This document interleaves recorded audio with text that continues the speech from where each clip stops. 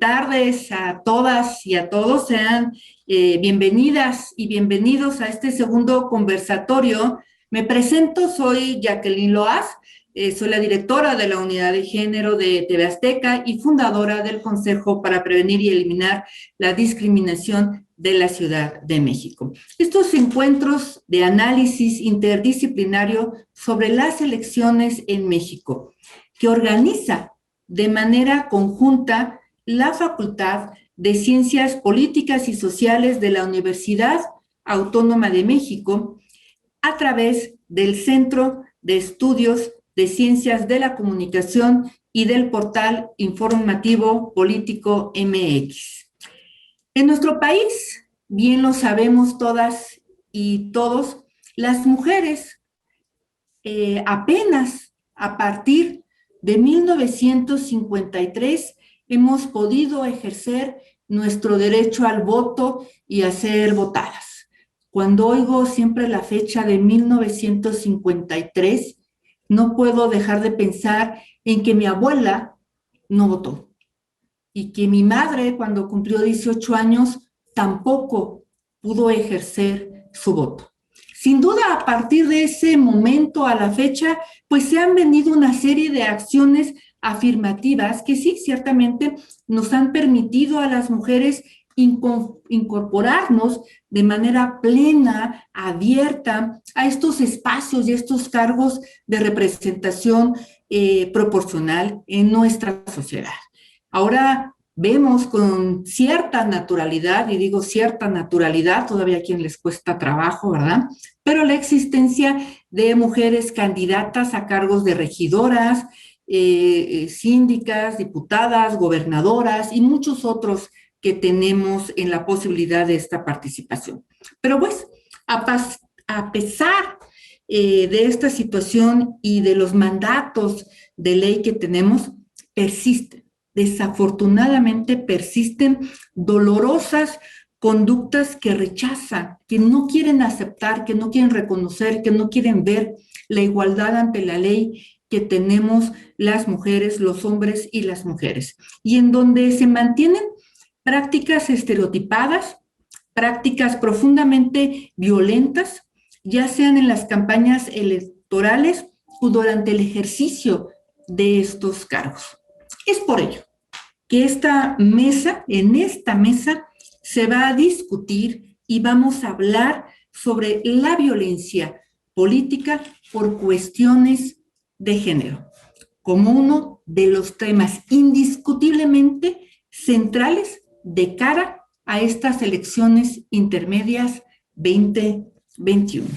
Le doy la más cordial bienvenida, por supuesto, a nuestras cuatro ponentes y a nuestro ponente. Hoy nos va a acompañar Carla Hombri, nos va a acompañar también Héctor Díaz Santana, Carolina Mónica Aguilas estará con nosotros y Georgina Cárdenas Acosta. Después, ya una vez que todos y todas hayan participado, les voy a pedir a quienes nos están acompañando el día de hoy, manden sus preguntas. El equipo las estaremos recibiendo por acá, pero al final las distribuiremos según nos hayan llegado por parte de ustedes. Así que sin más, pues damos inicio a esta charla. Carla, muchas gracias por acompañarnos el día de hoy y es tu momento de participar. Gracias. Buenas tardes a todas y a todos. Agradezco, por supuesto, la invitación realizada por la Facultad de Ciencias Políticas y Sociales de la Universidad Nacional Autónoma de México para participar en este ciclo de conversatorios denominado Encuentros 2021, la elección explicada. Pues el tema que ahora, digamos, nos reúne es un tema muy relevante para este proceso electoral, el proceso electoral más grande que tendremos en nuestra historia democrática, por el número de cargos a elegir, más de 20,000, por el número de ciudadanas y ciudadanos que podrán votar, cerca de 93 millones, también porque se implementa por primera vez, avalado por el INE, el voto en el extranjero por internet. ya lo habíamos hecho otros institutos locales, y por dos temas centrales. El primero, pues organizar elecciones en una pandemia, que cambia, por supuesto, de tajo la forma que organizamos y que digamos, entramos en contacto con la ciudadanía, los capacitamos, las capacitamos, hemos asumido y adoptado distintos protocolos para cuidar la salud tanto de la ciudadanía como de las y los funcionarios del INE, y dos temas centrales en este proceso electoral. El primero, pues la garantía del cumplimiento del principio constitucional de paridad total, aprobado pues por esta primera legislatura de la paridad, publicado en el Diario Oficial de la Federación el 6 de junio de 2019, y por supuesto todo este marco normativo para combatir y tener mecanismos para prevenir, atender, sancionar y erradicar la violencia política en razón de género. Y en este caso, diré primero que estamos todavía apenas por cumplir un año de que se aprobó esta gran reforma. Esta reforma hace cosas importantes porque define qué es la violencia política en razón de género y hace algo muy importante, que es tipificar la violencia política contra las mujeres en razón de género como un delito. Este fue el tema central que detuvo la reforma, más de 40 iniciativas y varios años de muchas mujeres y hombres aliados redactando, cabildeando y demás, y lo que detenía era que cuando empezamos a visibilizar la violencia política a partir de la obligación constitucional de postular en forma paritaria a hombres y mujeres, vimos que se empezaban a visibilizar los casos de violencia política.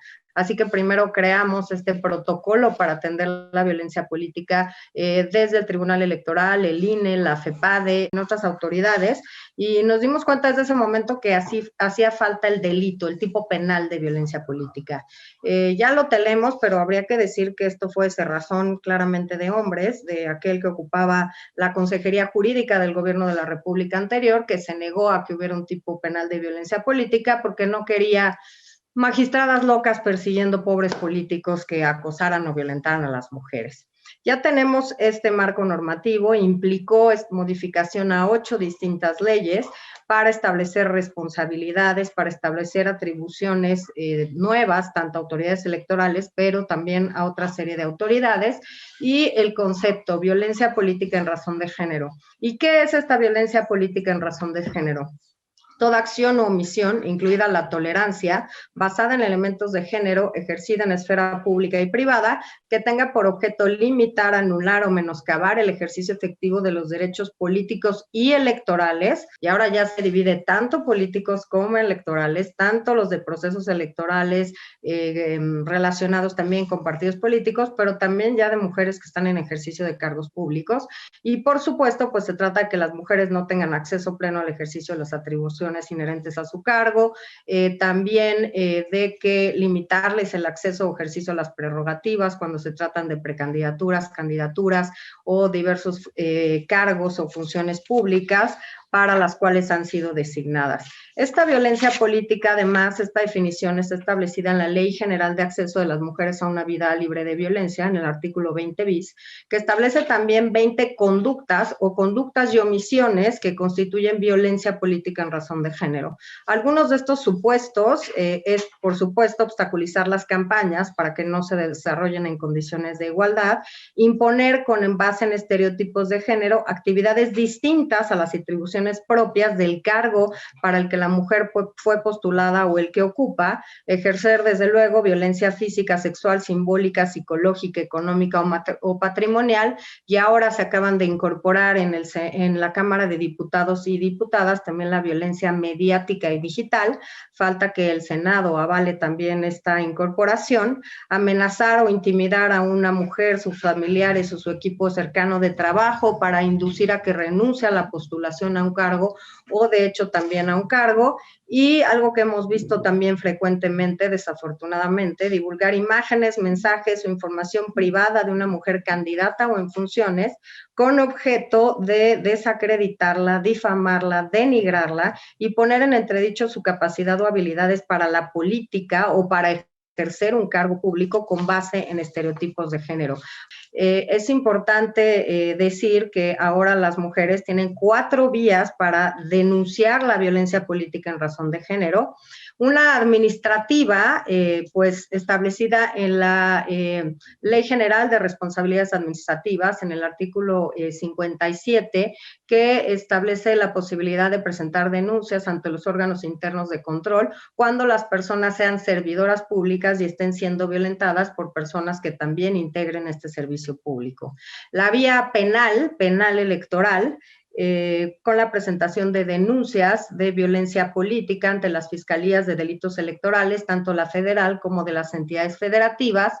Y la tercera, una vía que hemos denominado mixta, que se detona a partir de la presentación de una queja o una denuncia ante una autoridad administrativa electoral, el INE o los institutos locales, y que se resuelve en sede jurisdiccional, es decir, por los tribunales electorales, y una vía puramente jurisdiccional por la presentación de una juicio de protección de derechos de la ciudadanía estrictamente o especialmente creada para atender los casos de violencia política. ¿Qué hemos hecho para aterrizar o materializar esta reforma en este proceso electoral?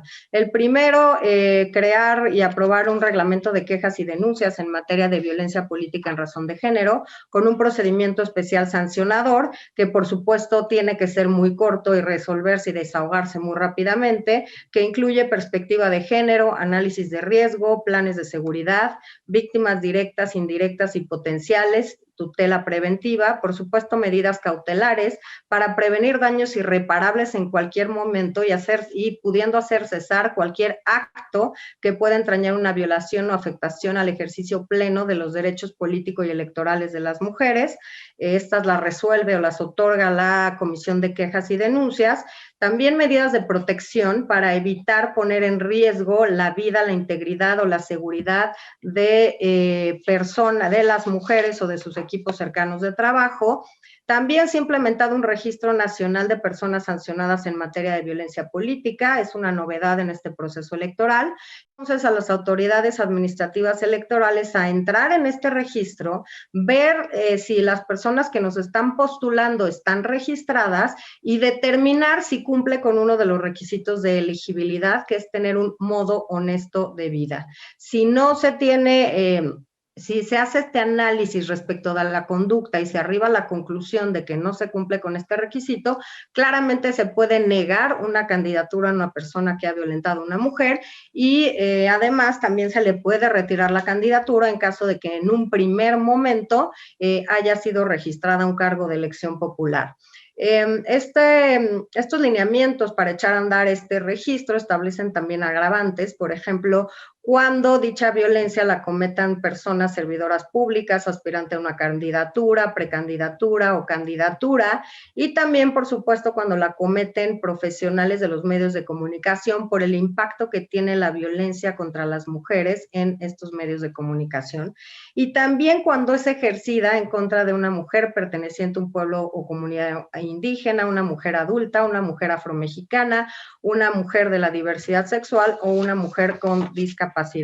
En este registro encontraremos el nombre de la persona sancionada, el sexo, si está aspirando a alguna precandidatura o candidatura, o si es servidor o servidora pública, el ámbito territorial, el número de expediente, la sentencia o la resolución, una liga a esta sentencia o resolución, la conducta por la que se le sanciona, la sanción y la permanencia en el registro.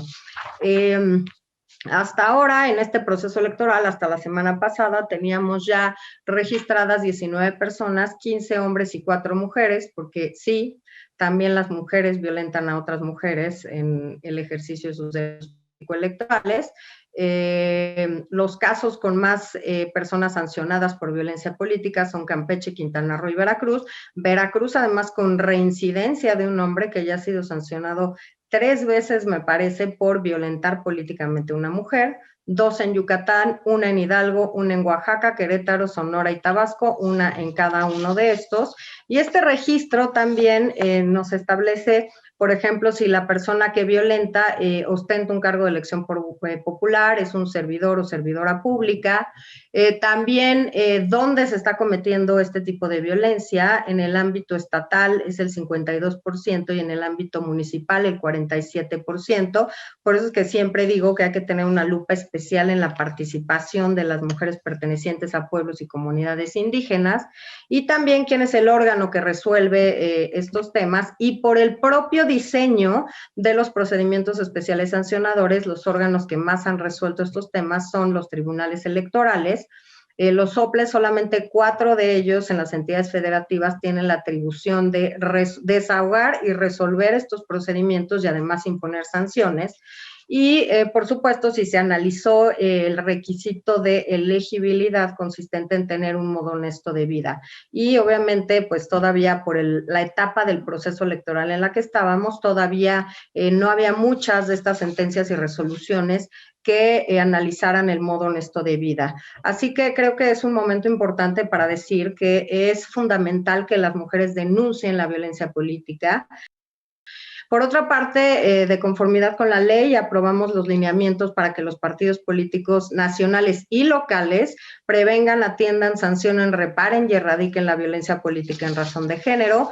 Esto obliga a que tengan que tener órganos con autonomía técnica para desahogar estas quejas en materia de violencia política, no las instancias intrapartidarias de justicia, otras distintas, órganos para asesorar mujeres, tienen que capacitar a su militancia respecto a este tema, tener campañas también para sensibilizar sobre estos temas, medidas de reparación integral, y establecimos 2 temas importantes. Uno, que es una forma o las primeras en las que se violenta desde los partidos políticos a las mujeres, que es, bueno, ok, cumplo con mi obligación de registrarte, pero no te doy recursos para tu campaña.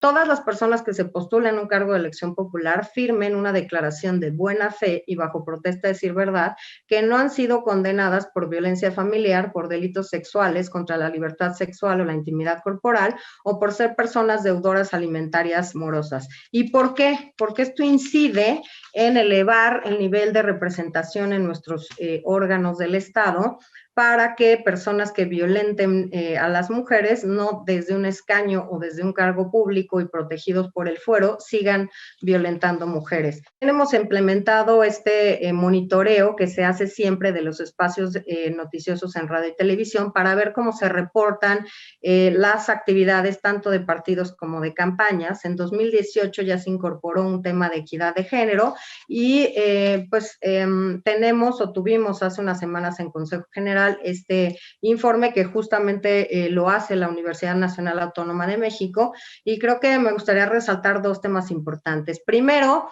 que en general prefieren no señalar el género de la persona, no dicen si es candidata o candidato, sino que se refieren, por ejemplo, a ya iniciaron las precampañas para postularse a tales cargos, en fin. Pero cuando establecen el género, se dedica el triple de tiempo a precampañas de hombres que de mujeres. Además, en 2.418 menciones que no se especificó el género, pero cuando se hizo, en 194 de los casos se refieren solo a mujeres y en 803 a hombres. Y para cerrar este tema de violencia política, diría que denunciar la violencia política y que desde las autoridades electorales ninguna mujer violentada políticamente tiene que quedar sin la protección y sin poder ejercer sus derechos en contextos libres de violencia. Gran explicación de cómo está el andamiaje en el marco legal, en el acceso que están cubriendo ustedes hoy por día, precisamente para que las mujeres podamos participar en nuestra vida política. No deja de llamarme la atención cuando tú mencionas 22 conductas que pueden poner obstáculo para la participación de las mujeres. 22. Es decir, no estamos hablando solamente de algunos hallazgos que se haya hecho, sino de todo un recorrido. Y bueno, cómo marcar esta importancia de la participación, de la protección y pues del reconocimiento de todas las formas de ser mujer. Yo te agradezco muchísimo que nos compartieras. Llega el momento de Héctor Díaz Santana. Héctor, bienvenido, muchas gracias. El agradecido soy yo. Primeramente quiero reconocer la invitación de la Facultad de Ciencias Políticas y Sociales a participar en este foro. Yo quisiera iniciar esta presentación estableciendo una premisa. La atención de la violencia política de género tiene que ser una política de Estado. Tiene que ser una labor bien estructurada, bien fundamentada, con una proyección de corto, mediano y de largo plazo.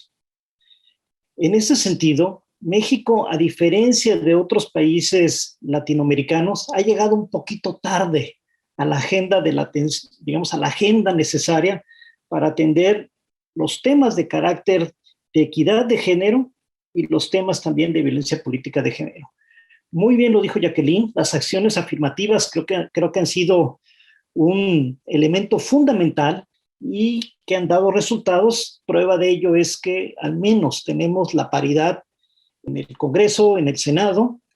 La agenda todavía existe un déficit. ¿Por qué? Porque a nivel de gobernaturas y sobre todo gobiernos locales existe todavía una clara desproporcionalidad que seguramente es necesario atenderla.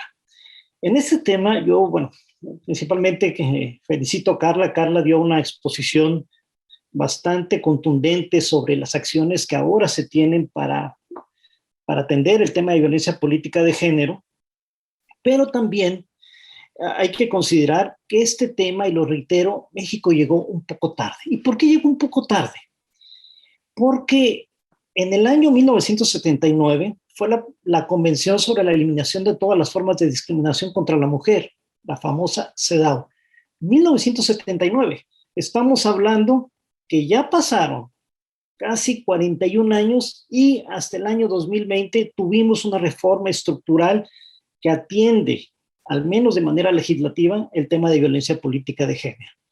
Posteriormente, en el año 1994, con la Comisión Interamericana de las Mujeres, en la Convención para prevenir y sancionar y erradicar la violencia de Belén do Pará, se estableció una agenda institucional, una agenda muy efectiva, una agenda que en un abanico de posibilidades integraba de manera clara y precisa los temas que era necesario atender.